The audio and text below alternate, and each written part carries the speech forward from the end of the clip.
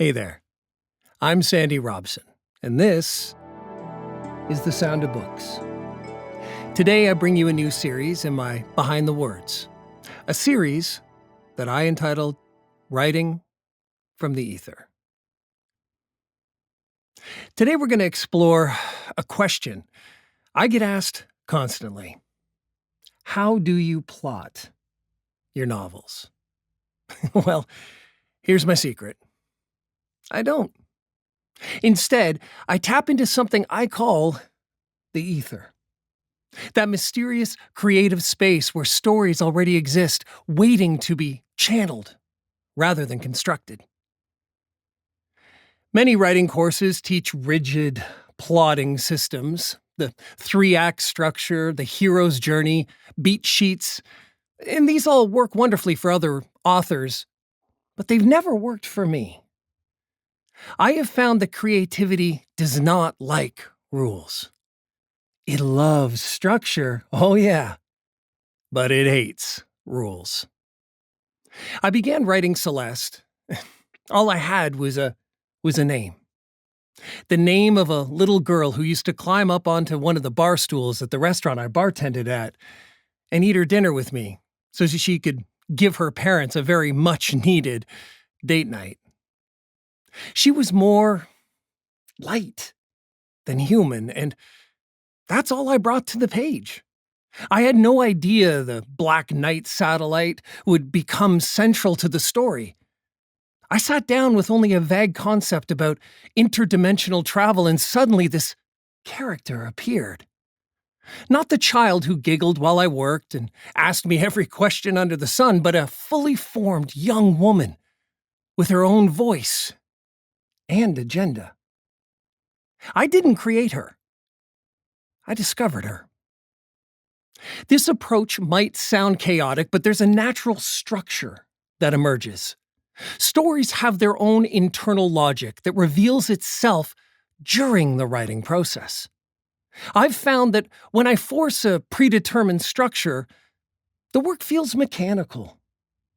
When I listen to the ether, though, the result feels alive. For those wondering how this works with complex storylines, especially in science fiction with multiple dimensions and alien races, I find that complexity actually benefits from this approach. The connections that emerge organically often surprise even me, creating layers of meaning I couldn't have planned and reinforcing my belief that there is something greater in charge of it all.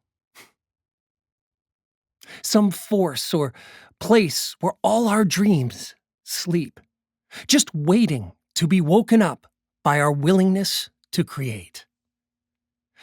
Living with ADHD and dyslexia, I've learned to work with my brain rather than against it. Traditional plotting methods often feel like putting my creativity in handcuffs. By allowing ideas to flow from the ether, though, I'm working with my natural thought patterns rather than fighting them. If you'd like to experiment with this approach, try this exercise, okay? Sit, I know this sounds really scary, but sit with a blank page. Yeah, an artist's and writer's worst nightmare. But instead of planning what you'll write next, just simply ask, who wants to speak today? Then, do what no one seems to do anymore. Just sit in silence. From that space between your racing thoughts, something will reveal itself. And then write it down. The first line that comes to mind without judgment. From where it leads, from there, just sit for 15 minutes. Okay? Keep writing for 15 minutes. You might be surprised at what emerges from that space when you step aside and let the ether speak through you. Remember, there's no single correct way to write. The best method is the one that works for you. If plotting gives you security, then by all means embrace it, please.